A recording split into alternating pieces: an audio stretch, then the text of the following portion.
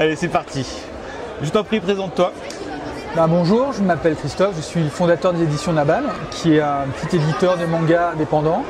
On a commencé l'aventure il y a à peu près 5 ans et aujourd'hui c'est notre 3e Angoulême et qui se passe plutôt bien d'ailleurs. Dans la communauté, je ne sais pas si on pourrait dire les réseaux sociaux, en tout cas je trouve que vous avez ces temps-ci, depuis un bon moment d'ailleurs, une très bonne communication.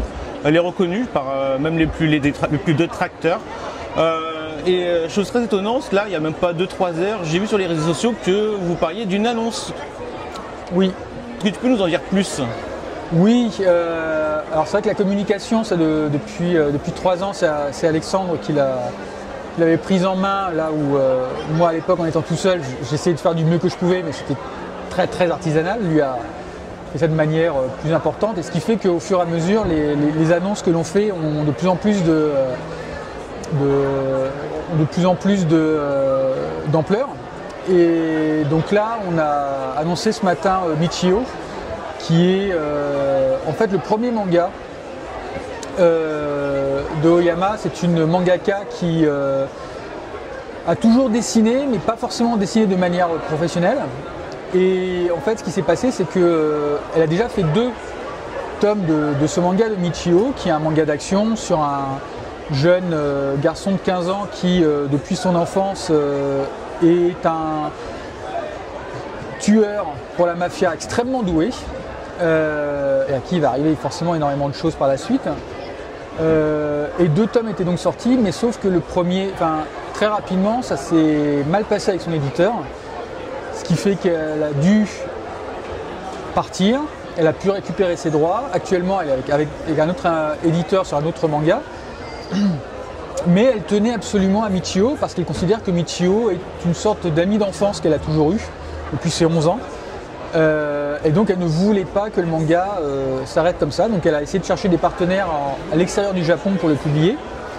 On nous en a fait part, on a pu discuter avec elle un petit peu, le courant est bien passé. Elle a vu ce qu'on pouvait proposer avec nos petits moyens, mais elle, ce qu'elle veut absolument, c'est que son manga continue d'exister.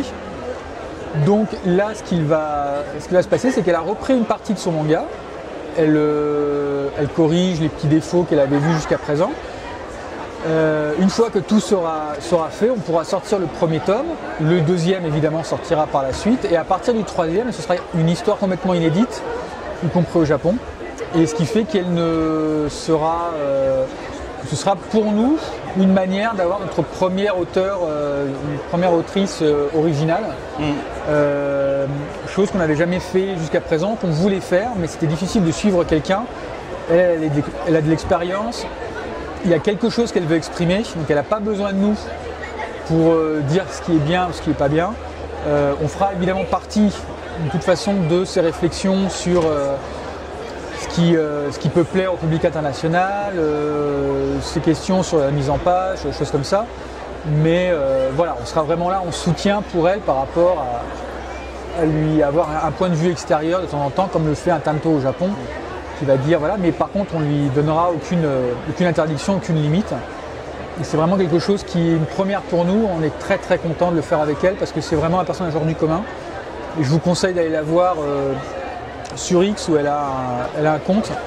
Elle fait des lives, elle montre un petit peu sa vie. Elle est extrêmement intéressante, extrêmement originale à suivre. Je te remercie. Effectivement, Alexandre, c'est ce qu'on voit. Donc, je souligne le fait que vous pouvez aller sur Twitter, sur X, peut-être sur Insta aussi, je ne fais pas attention, mais effectivement, il fait ce qu'on appelle un thread où on apprend à peu près de manière très synthétisée tout ce que tu viens de dire en fait. Ce qui rend ça très attrayant. Puis vous pouvez voir les planches qu'il y a, elles sont vraiment intéressantes. Alors pour ceux qui aiment beaucoup les mangas d'action et tout ça, on a l'air d'être en plein dedans. On a vraiment un trait qui est très affirmé là-dessus. Après, la surprise, vu que je ne connais pas du tout l'œuvre.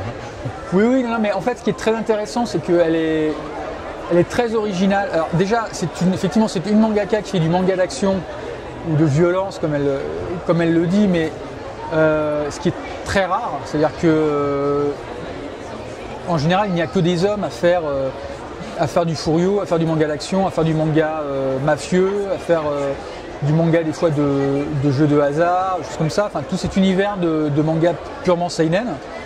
Très peu de femmes qui le font. Et là, maintenant, elle en fait partie. Donc c'est vrai que c'est quelque chose qui est une formule un peu éprouvée pour les lecteurs même français qui vont bien reconnaître un style de manga qu'ils apprécient, mais qui sera fait par une femme. Donc ce sera peut-être un petit peu raconté un petit peu différemment, il y aura peut-être un peu plus des fois de profondeur, moins d'archétypes dans les personnages. Et c'est ça qui était aussi intéressant dans la démarche de voir avec elle. Et c'était aussi une façon pour nous de continuer à développer Naban au niveau de plusieurs titres, que ce soit des titres un peu patrimoine, un peu de Josei, puis là un peu action, donc de continuer à étendre un peu tout ce que c'est faire, tout ce qu'aime faire Naban. Et on a surtout très envie de la faire vraiment connaître au public français qui la réclame à corps et à cri et qu'on puisse la faire venir en France évidemment à terme. Alors, tu soulignes un point, c'est vrai que votre catalogue par exemple, on voit qu'il se diversifie mais pas dans l'extrême. À un moment il y a eu beaucoup de rééditions, ensuite il y a eu beaucoup de récits d'action, là beaucoup de choses Shojosei, comme certains aiment le dire. Donc c'est très intéressant parce qu'on voit en fait que vous les oubliez pas, vous revenez en rond, vous revenez dessus. Donc on a l'impression que vous gardez vraiment votre identité là par rapport à là-dessus. C'est très plaisant. D'ailleurs pour en revenir au Shojosei, j'ai vu que vous avez gagné pas mal de prix concernant ce qu'ils ont organisé, comme la catégorie meilleur one shot. Un titre que j'ai acheté aujourd'hui d'ailleurs parce que j'étais très intéressé par encore une fois votre communication parce que vous avez souligné qu'il y avait une playlist d'ambiance en plus dessus. Alors est-ce que tu veux parler un petit je tutoie pardon. Est-ce que tu veux parler un petit peu de ce manga Her? Oui, alors c'était un des choix d'Alexandre de parler un peu de l'autrice parce qu'elle est déjà connue en partie par entre les lignes. Voilà, notamment le ligne qui lui avait beaucoup marqué. Et c'est vrai qu'étrangement, ce one-shot-là était disponible. Et comme on a un autre titre d'elle qui va arriver bientôt. C'est ce qu'on a pu comprendre, oui. Voilà. On voulait recommencer, pas depuis le début, parce qu'elle a déjà un petit peu ses fidèles, mais montrer un petit peu ce qu'elle sait faire. Et Her, l'avantage, c'est que ce sont des histoires indépendantes dans ce one-shot, mais qui s'imbriquent un petit peu, parce que ce sont des histoires de femmes sur différentes thématiques qui les concernent, mais les personnages peuvent aussi s'entrecroiser. Et donc, on voulait déjà montrer en un seul one-shot toute la richesse et tout ce qu'elle sait faire. Et donc, il est partagé en 6 chapitres avec 6 chansons différentes, c'est ça? Voilà, 6 histoires différentes, 6 femmes différentes, mais qui en fait ont quand même partagent un peu un même univers, et c'est ça qui est assez intéressant là-dedans, c'est que d'habitude sur les one-shots c'est un peu compliqué parce qu'on peut rester un petit peu sur sa fin, déjà des fois en 200 pages. C'est un exercice, ouais. Voilà, c'est un exercice, là c'est carrément en chapitres, mais en fait les chapitres se suffisent à eux-mêmes parce que comme ce sont vraiment plusieurs thématiques qui sont abordées avec plusieurs femmes et qui au final sont un peu en point commun, on peut essayer de retrouver quelque chose qui va sembler être plusieurs vies en une seule. Et donc en fait on sort de ce manga qui des fois est assez poignant de manière satisfaisante, en disant oui en fait finalement il n'y a pas besoin de plus, quoi. Et c'est ça la force d'arriver des fois rien qu'à la mise en scène, d'arriver à raconter beaucoup de choses sans forcément avoir besoin de 200 pages pour le raconter. Et ça c'est ce titre qui l'a fait, et on est assez content parce qu'il se porte bien. Oui, alors ce qui est étrange, c'est que par exemple Entre lignes ne se porte pas forcément bien. Son parcours en tout cas à succès éditorial n'est pas vraiment au rendez-vous. Il y a un succès d'estime, ça c'est certain. Après, bon, je pense selon les attentes de Kana, c'est pas terrible. Vous par contre, avoir misé sur un one-shot sur cette autrice, vous avez l'impression d'avoir fait un bon mouvement. Oui, c'était ça qui était intéressant, c'était de se dire voilà, ce qu'a fait notamment Kana était très bien parce que c'est comme ça qu'elle est devenue réputée. Donc c'est une prise de risque qu'a fait au départ Kana de la choisir et ensuite de continuer à la défendre. Nous, ce qu'on voulait modestement, c'était effectivement relancer un petit peu la machine. Et j'ai l'impression que de ce point de vue-là, oui, il y avait une sorte un peu d'attente des gens, une sorte d'attente des lecteurs qui, du coup, ont répondu présent.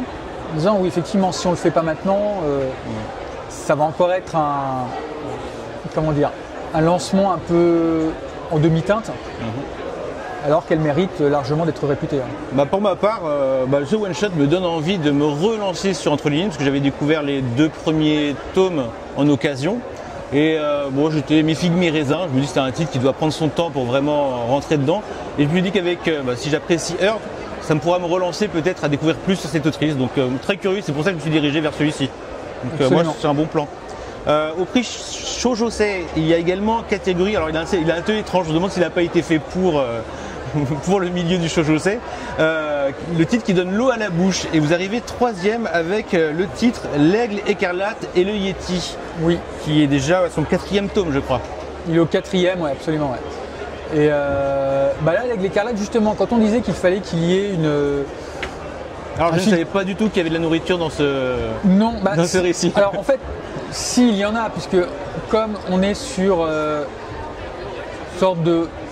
Alors pas un prince, parce que ça donnerait l'impression un peu fleur bleue, comme ça, mais le maître d'un royaume dans le Grand Nord. On est dans un univers médiéval, c'est ça?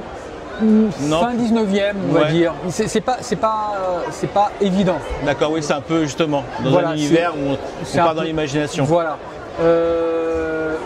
Et l'avantage qu'il y avait pour ce manga-là, c'est ce qu'on disait au niveau de la logique par rapport à Naban, c'est que c'est un josei, mais où finalement la partie romance donc de ce prince qui veut absolument épouser cette guerrière lors d'un bal, qui dit c'est avec vous donc que je vais me marier, je vais vous emmener dans mon royaume dans le Grand Nord et on va s'épouser. Elle va dire donnons-nous un an, j'accepte, j'y vais. Et si ça me plaît, je reste. Si ça me plaît pas, au bout d'un an, je pars et on ne se marie pas. Et on est plus dans L'Aigle écarlate avec cette histoire d'amour naissante, mais en fond. Alors que ce qui est vraiment important à lire et le plus intéressant, c'est justement la façon de vivre des peuples du Nord. Donc là, l'autrice est un peu inspirée des peuples Sami qui sont vraiment dans l'extrême nord de la Scandinavie, beaucoup en Finlande, Suède, Norvège, mais qui n'ont pas de territoire à eux. Ils sont comme ça toujours un peu entre trois pays différents. Mais on apprend, voilà, du coup, comment ça se passe, comment est-ce qu'on apprend la chasse par exemple, mais qui permet de faire vivre tout le monde au niveau de la viande, au niveau de la fourrure, au niveau des os, au niveau des tendons, donc rien n'est jeté, tout est fait. Au niveau effectivement des spécialités de la nourriture, qui sont faites avec la cueillette, avec l'agriculture également. Donc c'est vraiment montrer aussi tout un écosystème et une découverte de ces peuples du Grand Nord. C'est un peu ce qu'on peut voir également avec Golden Kamuy, oui, c'est Kamuy, c'est ça? Oui, c'est ça. Enfin, on est un peu dans ce que les gens peuvent apprécier parfois sur les découvertes de monde qui, au final, ne sont pas aussi lointains que ça. C'est juste le nord de l'Europe. On est à 2 heures ou 3 heures d'avion maximum. C'est pas des autochtones pour nous. Oui, voilà. Non, mais on a peut-être connu des gens qui ont fait un voyage en Laponie. C'est pas le bout du monde. Mais par contre, la façon dont ils ont vécu, ou dont certains vivent encore un petit peu des fois par tradition, ça on ne le sait pas. Et L'Aigle écarlate permet de voir ça, de voir comment sont évidemment accueillis les étrangers, dont on peut évidemment un petit peu se méfier, mais de montrer qu'à partir du moment où on montre de l'intérêt, on est facilement accueilli en fait. Donc voilà, donc c'est vrai que L'Aigle écarlate reflète un petit peu tout ça, et ça faisait aussi partie de la transmission qu'on faisait avec Naban sur, pas forcément des valeurs, mais sur de la découverte. Et c'est un titre qui, même en étant un josei, peut être considéré comme un titre un peu mixte, qui peut intéresser des plus jeunes. Oui, c'est pas ultra violent. Pas du tout, non. D'accord. J'ai la fille d'une amie elle a eu 8 ans, 9 ans, non 10 ans maintenant. Elle adore. D'accord. Elle adore vraiment, elle trouve ça génial. À la fin, il y a toujours quelques pages du roman original, qui permet d'approfondir un petit peu ou de donner des anecdotes, un détail sur l'histoire. Et donc c'était plus facile pour nous, par exemple, au niveau du Josei, d'entamer avec ce titre qu'on pouvait considérer comme un peu plus passe-partout. Donc un peu de romance, mais pas trop. Alors qu'effectivement, on était plus sur des mangas, des fois un peu plus d'action, qui correspondent plus à moi, ce que j'apprécie de lire. Pour ensuite introduire l'autre line-up qu'on a commencé maintenant, Ouais. de Josei pur et dur. Ouais. De toute façon, on va en parler brièvement, parce que vous avez communiqué également un top vente de Naban. Oui. On va revenir un petit peu sur ces titres-là. Et on va finir avec le prix Shōjosei du catégorie meilleur titre d'intrigue de cours. Vous êtes deuxième également avec, comment ça s'appelle, Anna et le prince d'Albion, Oui. en 3 tomes parus. Je ne Voilà. connais pas du tout, hein. C'est pour Alors, ça que il y en a je huit. te regarde avec des yeux ronds. Actuellement, il y en a 9, je crois, et le 10e va arriver. C'est un carton. Alors, c'est un carton pour nous, c'est un carton au Japon. C'est-à-dire que là, actuellement, je crois que quand on était au 5e tome, non, au 3e tome, ils étaient déjà à 500 000. Je crois qu'au 5e, il devait être à 1,5 million. Ah oui. En gros, quand on regardait les chiffres, alors c'est compliqué des fois d'être faire présenter des ventes mid d'un jump en fait. Donc je parle pas des Ouais, très oui. très gros titres, mais voilà, ça pouvait rejoindre un bon titre. Et en fait là c'est encore une fois c'est Alexandre qui avait trouvé ce titre. Et de mon côté j'ai rapidement, alors que normalement on est vraiment là sur le manga Enemies to Lovers, puisque c'est une fille qui est mise en otage, qui est prise en otage par un royaume qui a conquis son royaume et tué son père.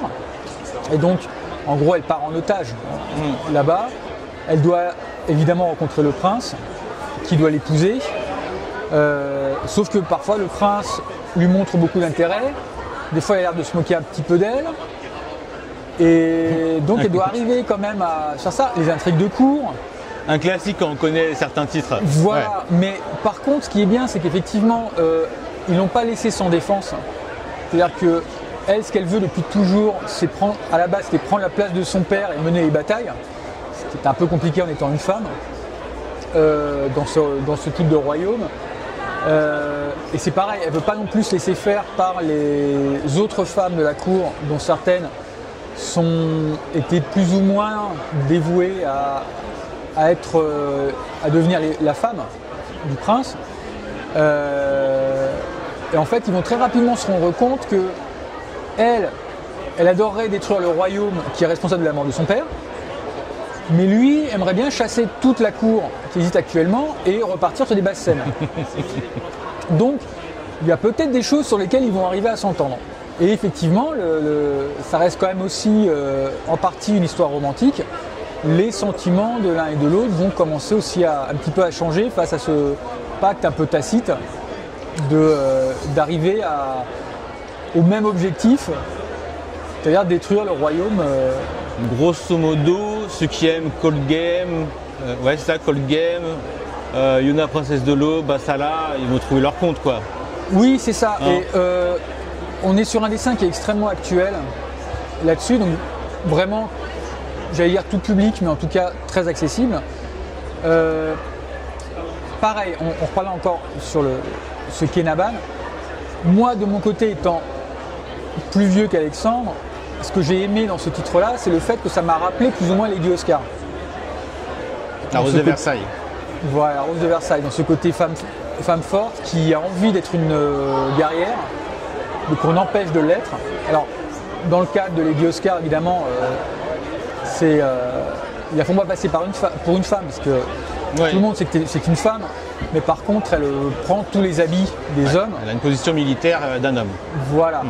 Ce qui n'empêche pas de devenir responsable de la garde royale. Voilà. Mais il y a toujours ce côté. Elles ne peuvent pas être une femme à part entière. Et dans Anna, dans la façon dont elle est combative, dont elle ne veut pas se laisser faire, il y a une scène très forte où elle fait face à la haine de la population parce qu'il y a des rumeurs qui courent sur elle. Et sans dévoiler ce qui va se passer, elle montre que malgré le fait qu'elle soit une adolescente, elle va certainement pas se laisser faire et réussir à s'imposer. Et ça, voilà, c'est quelque chose aussi que j'aime bien, qui me rappelle effectivement des mangas des années 70-80. Donc voilà, c'est encore toujours le côté rassembler, arriver à se rassembler et à pouvoir faire en sorte que des gens qui peut-être ont le même amour du manga mais pas forcément de la même chose, à un moment puissent arriver à se retrouver en se disant ah oui, en fait si vous avez choisi c'est un petit peu pour ça. Bon allez, je vais tenter, c'est pas ma cam à la base mais je vais quand même tenter. Bah moi j'en avais jamais entendu parler, bon, pourquoi la com peut avoir des points faibles aussi, Bien sûr. Mais ça m'a donné envie. Ah, c'est Voilà, très bien. en tout cas les références me plaisent.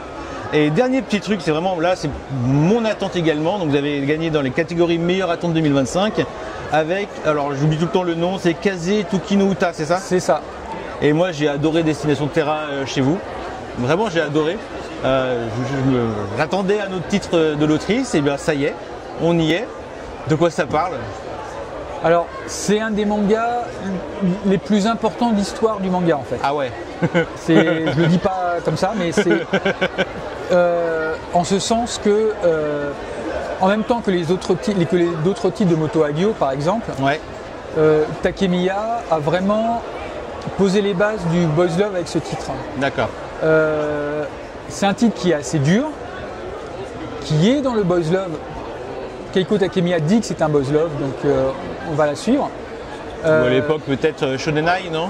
Peut-être comme ça qu'elle considérait? Non, vraiment boys love. Boys love. Vraiment boys love parce que en fait, alors c'est un tel monument que c'est un peu compliqué de résumer, mais effectivement c'est la vie vers Aix-en-Provence d'un jeune garçon qui s'appelle Cocteau qui a 14 ans je crois au départ du manga, et qui va très vite se rendre compte que du fait de sa beauté va beaucoup attirer les hommes, mais que ces hommes vont soit vouloir profiter de lui sexuellement, oui, tu peux le dire. vont vouloir des fois le maltraiter parce qu'il est un peu différent, et donc il y a toutes ces thématiques qui arrivent et il faut vraiment voir ce titre comme quelque chose de fondateur parce que c'est un des premiers mangas vraiment, j'allais dire tout public, même s'il ne l'est pas évidemment, à avoir une énorme psychologie, à faire que la psychologie du personnage évolue en fonction des événements qui vont lui arriver. C'est au même titre que Le Cœur de Thomas, un peu avant, un peu après? Oui, c'est à Parce que peu moi, près la là, même ce que tu me dis, là, c'est exactement ce que Oui, j'ai oui, ressenti avec Le Cœur de Thomas. Tout à fait, c'est pour ça que je parle bien de Moto Hagio aussi. C'est le même âge, les personnages? Oui, Ouais, oui, d'accord. oui. Là, mais effectivement, la petite différence qu'il va y avoir, c'est que là, Takemiya, par contre, va aller vraiment jusqu'au bout dans l'explicite. C'est-à-dire qu'on va voir... Oui, dans Le Cœur de Thomas, ça parle de cours particuliers avec les grands. On devine qu'il y a des bisous, des attouchements qui doivent se passer. Bon, c'est comme ça que je l'interprète. Alors que là, par contre, ça le montre, c'est ça? Voilà, D'accord. absolument. C'est-à-dire qu'elle a été au fond du sujet, sans tabou. Et la différence, effectivement, et en fait, c'est ça qui a énormément fait bouger les lignes au niveau du manga. Parce que au niveau du manga, notamment manga pour garçons, on était surtout sur des archétypes de personnages. Pour garçons, mais C'est-à-dire dans qu'en les gros, garçons, vraiment le garçon de manière générale. Vraiment le manga shonen, D'accord. donc destiné aux garçons en Ah général. oui, donc ça a mis des nuances aux personnages principaux, par exemple, c'est ça? Voilà, c'est-à-dire D'accord. que toute cette vague d'autrices des années 60-70 qui faisaient uniquement du shoujo ont réussi à faire en sorte que leur personnage ne soit plus un archétype, c'est-à-dire une sportive, entre guillemets une amoureuse, une fille un peu... Pas que ça, quoi. Plusieurs voilà, visages après. Voilà, une fille très enjouée, à qui il arrive des malheurs, mais rien ne... Les périodes d'après, elles ne changent pas. Les autrices de shoujo ont vraiment fait bousculer les mentalités là-dessus et ont influencé beaucoup les auteurs de personnages, notamment du Jump, au niveau d'autres trucs, qui fait que on ressent l'influence, en lisant Kaze Tokino Uta, on ressent les influences qu'elle aura faites. On le dit souvent parce que c'est beaucoup plus facile pour les gens de s'en apercevoir. Kentaro Miura sur Berserk a toujours dit qu'il s'est énormément influencé Certains titres shoujo. voilà, des titres shoujo, D'ailleurs, il était chez Ils ont lu dans Hakusensha. leur enfance, voilà, c'est ça. Il était chez Hakusensha, qui est vraiment la branche shoujo de Shueisha. Et notamment, le personnage de Cocteau a beaucoup inspiré Griffith. Dans la façon d'être un peu manipulateur, de faire appel un peu à ses charmes pour arriver à ses fins. Et c'est exactement le personnage dans Kazetoki no Uta, presque dans les traits, on va dire. Donc c'est pour ça que je dis que c'est un monument du manga qu'on va proposer, parce que vraiment, il a mis un peu tout le monde d'accord là-dessus. Une source d'inspiration assez, et je pense pas que sur Berserk, sur plein d'autres choses, sur plein d'autres... Voilà, Berserk c'est plus facile parce qu'on a des écrits, on a des interviews de Miura qui en parlaient, mais évidemment, le titre aura influencé énormément en se disant, ça fait toujours partie de ce genre de manga où les gens, une fois que les autres mangaka, une fois que c'est sorti, se disent ah mais alors d'accord, donc on peut le faire. Ou c'est ça que je voulais exprimer, mais je ne savais pas comment le faire. Et là, quelqu'un m'a montré comment le faire. À partir de maintenant, c'est là-dessus que je vais m'engouffrer. Moi, t'as convaincu un convaincu. J'espère que t'en vas convaincre un autre. J'espère. C'est une série, je crois, en tome double, c'est ça? Voilà. Alors à la base, il y en avait 18. Donc ça va faire 6. Non, ça fera 10. 10, ok. Ça fera 10. Ça faisait 9 à la moitié, bon, c'est compris. Voilà, on va inclure les pages couleurs. Ah, super. Parce qu'il y a de très belles pages couleurs dans les premiers tomes. Donc on va le faire. La totalité ou juste celle du début Dans les 2 premiers tomes, c'est un peu en tête de chapitre, dans divers chapitres. Ceux qui sont existants ou il y en aura qui ne seront pas là? Non, normalement, tout y seront. Alors, c'est juste qu'il y en a beaucoup plus, évidemment, en début de série. Un peu moins, forcément moins après. Et on proposera, en tout cas pour les 2 ou 3 premiers tomes suivant comment ça fonctionne, une édition un peu spéciale où il y aura un fourreau. Ah, d'accord. Voilà, sur une partie de la production que l'on fera. Donc vous aurez le tome normal ou autrement un tome avec fourreau. Ah, donc vous avez un vrai investissement alors sur cette série. Oui, parce que en fait elle le mérite. Elle le mérite vraiment parce que c'est quelque chose qu'on a mis beaucoup de temps à la voir et qu'on ne veut absolument pas gâcher parce que vraiment elle mériterait d'être à Angoulême par exemple, ou elle mériterait d'avoir une exposition à Angoulême. Et elle a vraiment influencé, malgré le fait qu'elle a arrêté depuis les années 80 de faire du manga, à peu près. Elle a continué, il y a un manga qu'elle a continué pendant des années, mais elle n'a pas été extrêmement active sur le manga ensuite. Elle s'est plus occupée de l'université de Kyoto. Mais son impact est encore visible aujourd'hui. Donc on n'a pas envie de la laisser comme ça. Tout comme vous avez pu le faire avec Yas par exemple, je trouve qu'il y a eu une grosse mise en avant de ces titres. Je me permets de rebondir là-dessus parce qu'il y a des points en commun que je vois avec cette autrice. C'est un manga dont vous êtes beaucoup investi, dont il y a des grands formats. Je crois que vous avez essayé de faire des fourreaux également pour Venus Wars. Je ne sais pas si vous avez réussi d'ailleurs. Non, malheureusement c'était beaucoup trop cher. Et on n'a pas pu aller jusqu'au bout du kiss-kiss. Il fallait vous aider, je crois. Absolument. C'était quoi, c'était quoi? Il y avait une souscription avec KissKissBankBank. Mais malheureusement, c'était suffisant. C'était peut-être un petit peu trop ambitieux par rapport aux habitudes des lecteurs de manga. Alors moi, la question que j'ai, parce que tu parlais de pages couleurs, c'est par rapport à Venus Wars, le tome 2, ça m'a été flagrant. On voit qu'il y a beaucoup moins de pages couleurs que ce que peut laisser paraître l'impression. Je voulais savoir si c'est parce que c'est un choix économique ou c'est parce que vous n'avez pas proposé les pages couleurs de prépublication. Ce qu'il faut savoir, c'est qu'au niveau de Arion et de Venus Wars, on n'a eu aucun matériel. Donc il a fallu que l'on scanne les pages des éditions précédentes. Et il se trouve qu'on a eu la chance pour Arion, parce que Arion avait été édité en grand format au Japon avec les pages couleurs. Donc ça a été facile pour nous de les mettre.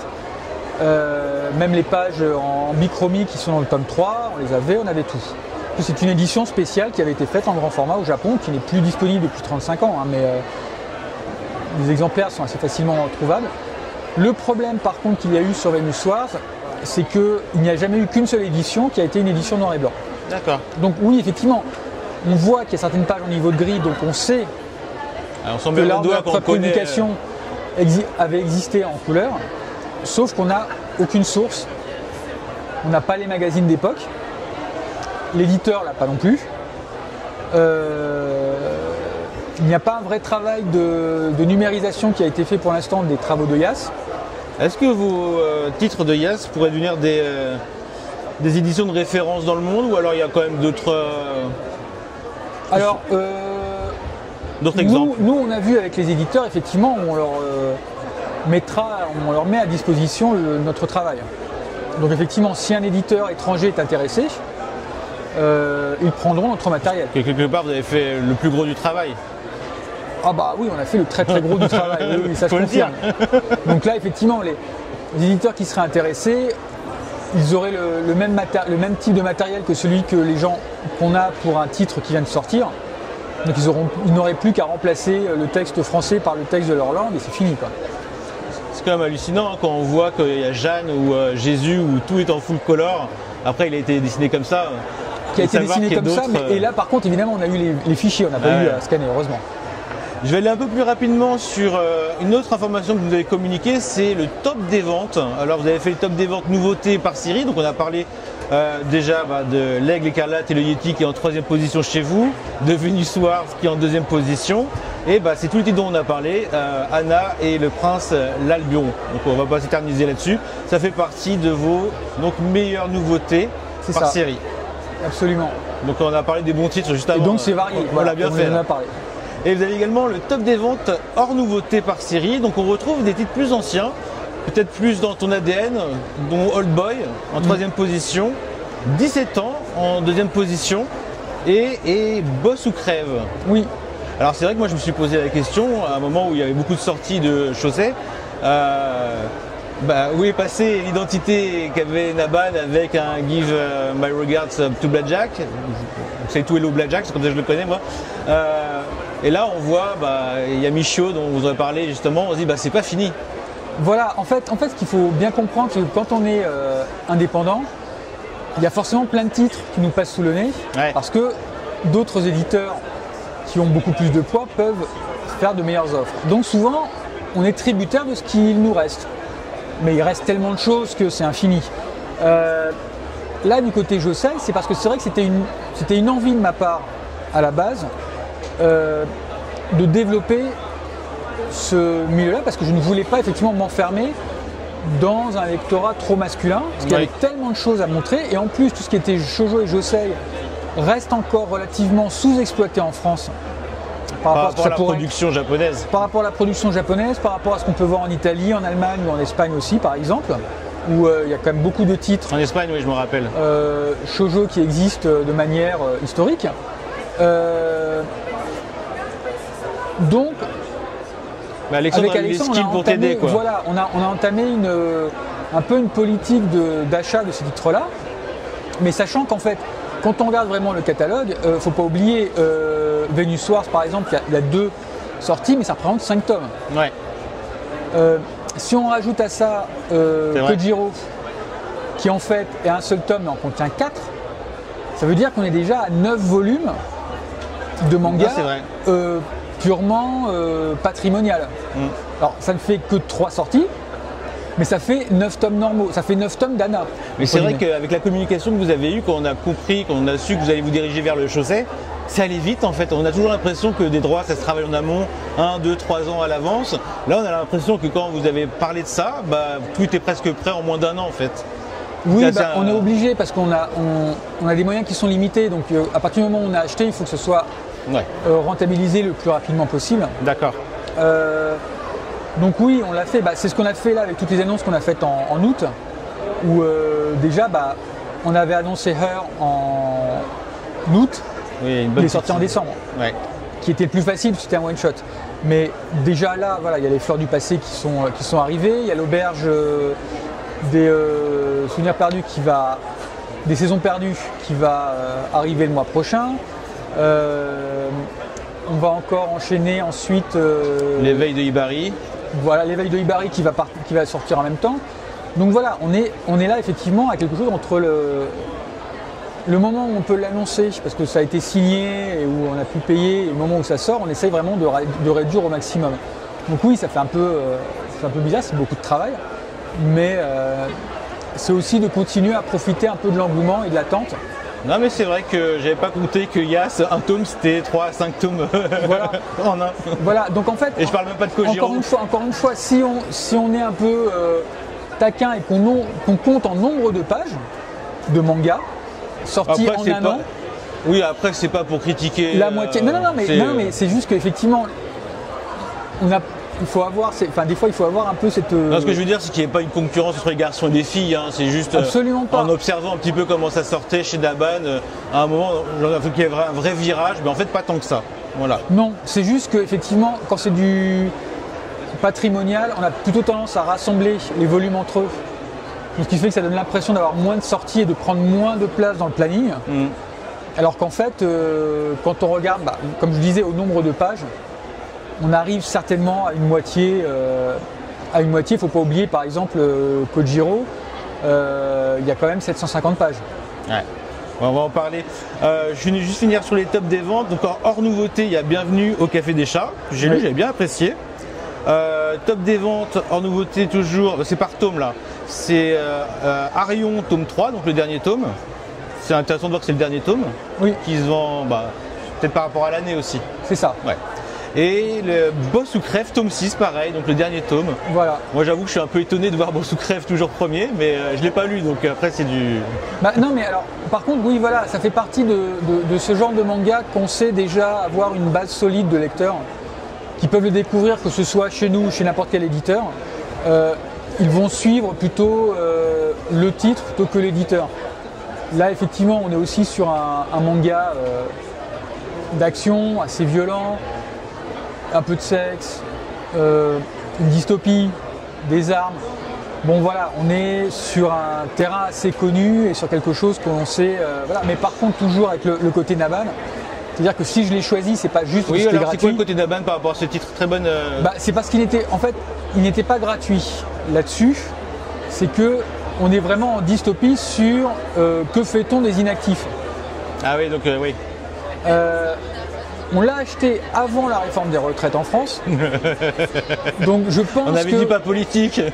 Peut-être que quand les gens ont vu le titre, je l'avoue, je l'ai fait un peu de manière un peu putaclic. Intéressé. J'exagère parce que je connais pas le titre original. Intéressé. Non, le titre original c'est vraiment le camp de concentration pour chômeurs. Voilà. Fallait que ça claque plus quoi. Voilà, c'est pas. Mais là c'était vraiment. En fait, le titre résume vraiment tout le truc du manga. Et j'aime bien des fois sur la dystopie où on a l'impression que c'est vraiment juste un manga de divertissement, mais dont l'auteur en fait veut savamment passer un message sur que fait-on des inactifs, mais est-ce que c'est de leur faute? Et même si on les reprogramme entre guillemets, est-ce que c'est pour ça que la société va aller mieux, ou est-ce que c'est juste une vision quand même totalitaire Oui, ce qu'on a eu avec Battle Royale avec la jeunesse quoi. Voilà, absolument, absolument. C'est ça en fait, c'est que Boss ou Crève rejoint un petit peu. C'est l'envers.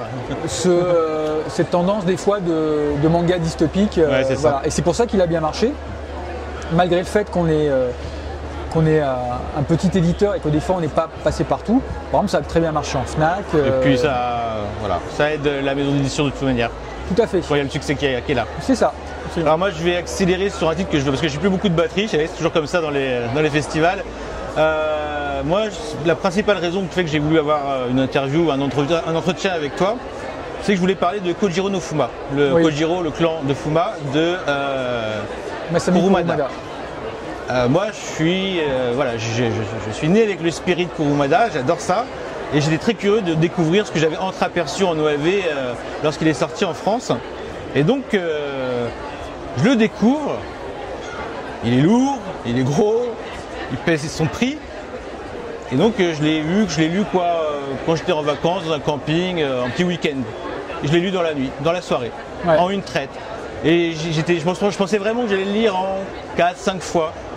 Mais en fait, il y a un truc qui est génial, et c'est là que je veux avoir des explications, c'est qu'il y a ces entre-chapitres avec l'espèce de promotion qu'on retrouve dans les magazines de prépublication, que vous avez tout traduit, dont on retrouve toutes les pages couleurs aussi qui sont assez innombrables dans ce bouquin. Et je voulais savoir, c'est vous qui avez eu cette idée ou alors c'est quelque chose qui vous est imposé comment est arrivé en fait ces idées d'édition avec Kojiro no Fuma? En fait, je voulais faire du Kurumada à un moment ou à un autre, mais le problème c'est qu'il a des titres qui sont très très longs souvent.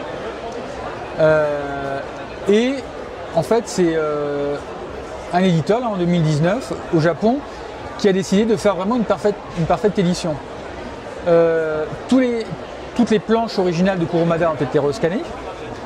Et en fait, tous les textes promotionnels de début de chapitre du Jump ont été réintégrés en PAO. C'est tellement bien, quand je lisais mon livre, j'avais l'impression de voyager à l'époque. Voilà. Et c'est génial. Et c'est pour ça que je me disais, les Japonais l'ont fait pour que les adultes, qui ont quasiment la cinquantaine maintenant, retrouvent la même sensation qu'ils avaient dans les années 80 en découvrant un chapitre par semaine. C'est dire une nostalgie que j'ai même pas vécue, quoi. Et voilà. Et moi, ce que je voulais que on comprenne, nous, l'effet que ça fait. Tout le spirit, même eux, ils en abusent. Voilà. Donc, on a beaucoup travaillé.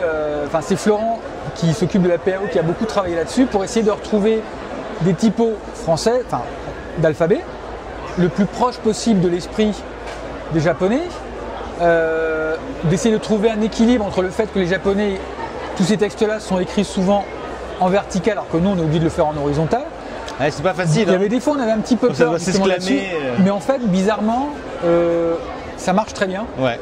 Et ce qui est extrêmement drôle, évidemment, c'est la façon dont le Jump appelle Kurumada, la façon dont il le surnomme. C'est ça. Les petites blagues qui sont faites. Le fait de dire dans le prochain chapitre 16 pages en couleur, du jamais vu dans le Jump. Vraiment, on sent que l'incroyable, contrairement, l'innommable, contrairement aux magazines de prépublication qu'on a toujours eu en France, qui au final, il y avait souvent les deux planches de BD et puis à suivre, les Japonais en rajoutent. Comme sur les vieux comics, quoi. Ils en rajoutent, ne manquez pas, mais que va-t-il lui arriver? Donc c'est vraiment l'éditeur japonais qui avait cette idée de faire ça pour son public, en fait. Il voulait faire un fac-similé des pages du Jump de l'époque. Mais par contre, évidemment, s'il avait juste scanné les pages, on aurait perdu en qualité parce que c'est fait dans les mangashi, donc sur du papier extrêmement bouffant et qui prend énormément l'encre. Oui. Donc on aurait eu des traits un peu grossiers, machin. Donc le but, ça a vraiment été, ils ont refait les planches, ils ont regardé l'édition japonaise dans le Shonen Jump, dans le magazine de 500 pages, et puis ils ont recopié, ils ont retrouvé les mêmes polices japonaises, ils remettre aux mêmes endroits, refaire tout ça. Et nous, notre travail, comme c'était des calques sous Photoshop, on a pu les enlever et remettre le texte français à la place pour que les gens puissent découvrir enfin les choses. Et la chose par contre qu'on avait bien rajouté, ça c'est le travail de Pierre Sarrault pour la traduction, c'est que toutes les références qu'il y a dans les 500 pages, on a mis des petites annotations qui renvoient à la fin du bouquin pour qu'on comprenne. Donc des fois ça peut être juste par rapport à un cri ou une expression que va faire Kojiro, d'expliquer, mais ça c'est parce que ça vient d'une série télé des années 80 qui était très en vogue à l'époque. Et donc Kurumada a mis cette phrase-là pour que les gamins disent « Ah, c'est comme dans la série et tout ». Voilà. Mais ça, évidemment, pour nous, ça nous passe au-dessus. Mais c'est intéressant parce qu'on vit vraiment, du coup, tout ce que le lecteur de l'époque a pu vivre. Dans ma lecture, alors peut-être que c'est moi qui fais un raccourci bête et idiot. Dans ma lecture, j'ai été renvoyé à Naruto, pas parce que c'était ninja, mais certaines attaques, certains trucs. Je me suis dit, mais en fait, Naruto reprend pas mal de choses des Saint Seiya lorsqu'ils sont tous en train de chercher un ennemi. Ce qu'on voit dans la première saison, quand ils cherchent Sasuke.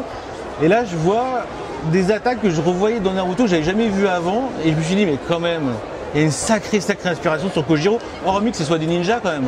Ou alors c'est que moi qui fais ça. Disons, alors je ne peux pas dire, parce que je connais pas, j'ai jamais lu tellement Naruto et tout ce qu'a fait Kishimoto, je connais pas suffisamment, donc je peux pas affirmer. Parce que je voyais des murs de glace. Voilà, mais ce dont il faut bien se rendre compte, et on n'en a pas forcément notion en France, c'est l'importance qu'a eu Kurumada pour le Jump. Il a vraiment sauvé le Jump au milieu des années 70. Notamment avec Rini Kakero, avec Kojiro aussi.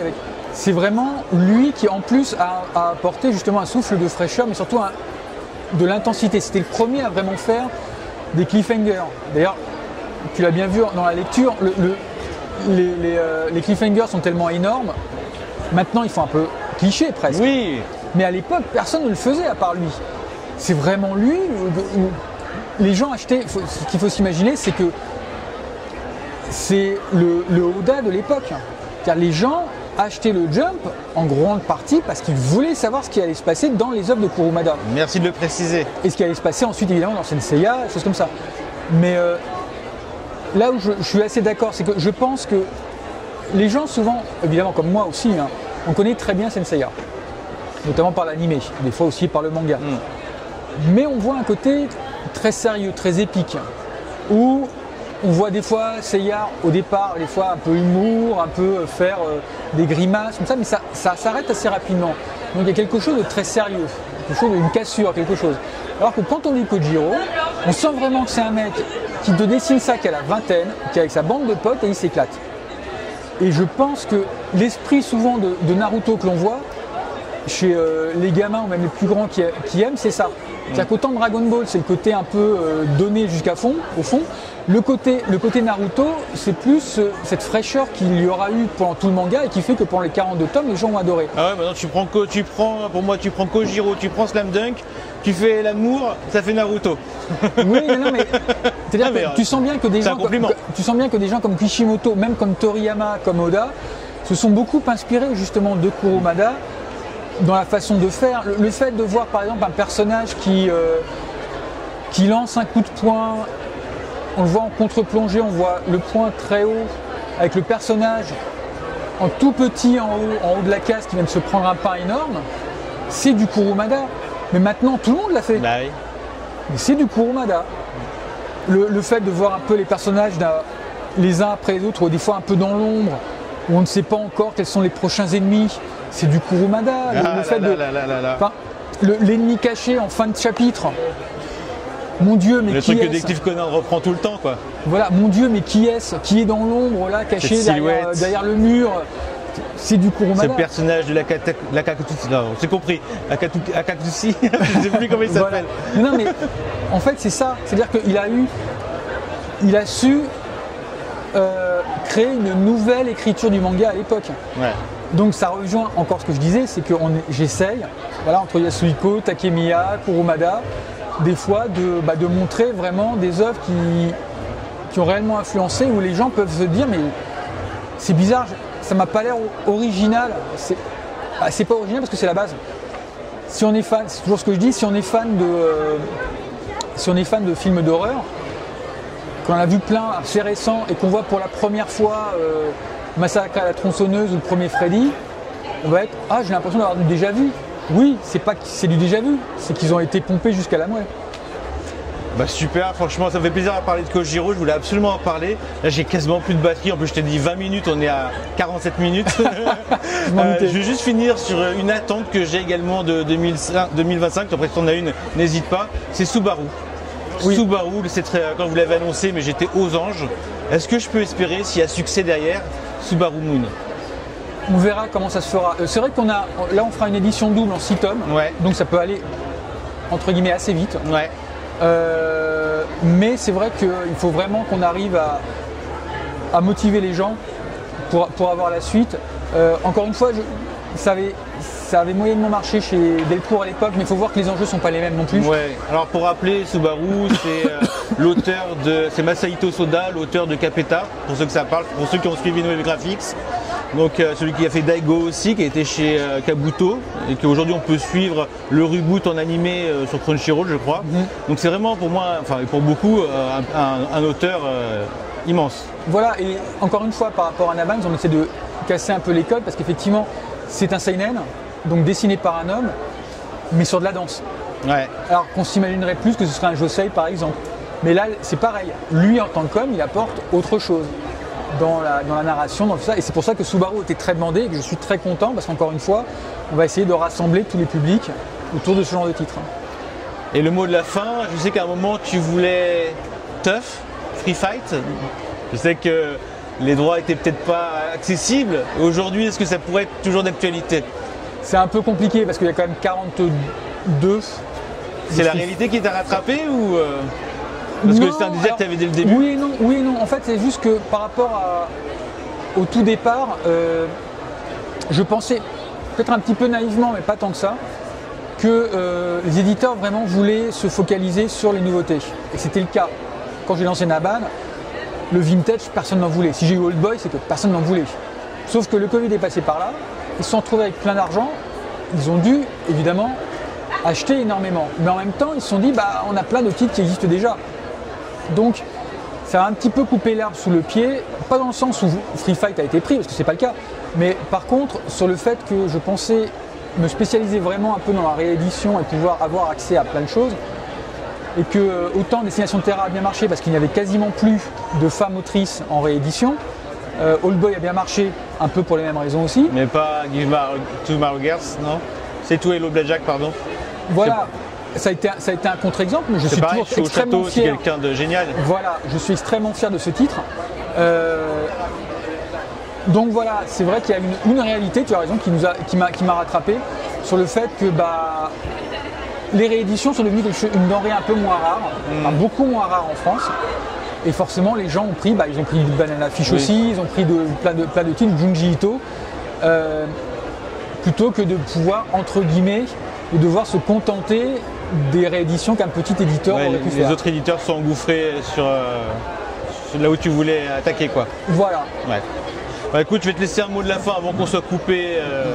Est-ce que tu as un truc, je sais pas, une recommandation, un message pour les festivaliers, pour ceux de l'année prochaine, enfin ce que tu veux? Non, là, tout de suite, j'ai pas de truc. Toujours ce que je dis à chaque fois, c'est profitez bien de tout ce qui est proposé parce qu'on a une offre qui est absolument énorme au niveau du manga en France. N'hésitez pas à découvrir. Les éditeurs français ne sont pas vos ennemis. Ils aiment bien. Quand ils sortent un titre, en général, c'est parce qu'ils l'apprécient quand même. Essayez de sortir un peu des sentiers battus tout le temps. C'est pas parce que ça a plus de 10 ans que c'est nul. C'est pas parce que ça a que 2 ans que c'est nul également. Si vous êtes un homme et lisez du Josei. Si vous êtes une femme, continuez à lire du shonen parce que vous en avez forcément lu parce que vous n'avez pas le choix. Il n'y avait pas le choix. Mais voilà, restez extrêmement curieux sur le manga parce qu'il y a beaucoup de choses qui vont encore arriver. Bah écoute, je te remercie, super mot de la fin. Et merci d'avoir répondu à ma demande, ça fait très plaisir. Avec plaisir. Bonne continuation et bon festival, il reste encore 2 jours? 3 jours. 3 jours, voilà. Donc si vous n'y êtes pas, vous pouvez y aller. Absolument. Ciao. Ciao.